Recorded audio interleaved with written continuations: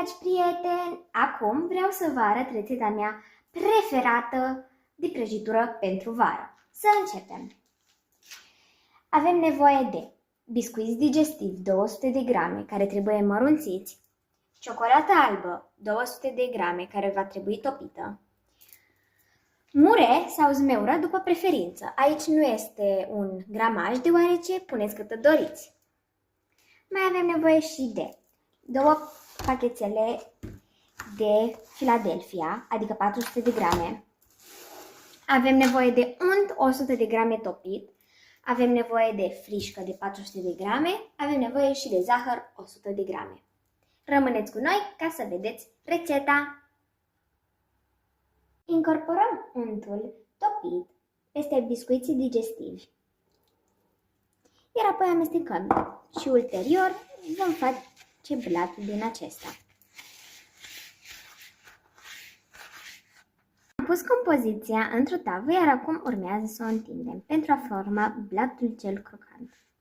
Cam acesta este blatul și un lucru foarte important este să aibă aspectul ca un nisip umed. În cremă de brânză noi am ales Philadelphia, dar dumneavoastră puteți să alegeți orice altă cremă de brânză care vă place. Adăugăm crema de brânză, iar apoi trebuie bătută cu zahărul și cu frișca.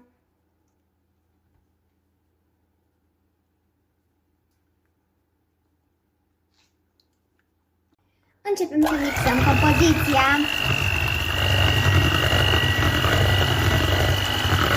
De compoziție adăugăm ciocolata topită.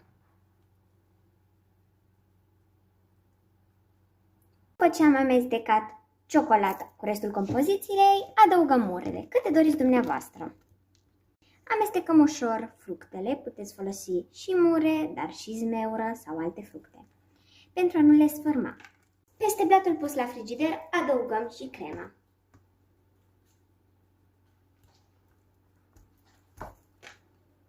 Am întins toată crema pe blat, iar acum urmează să punem murele. Să ornăm mură lângă mură pentru a face un decor minunat. Acum adăugăm murele.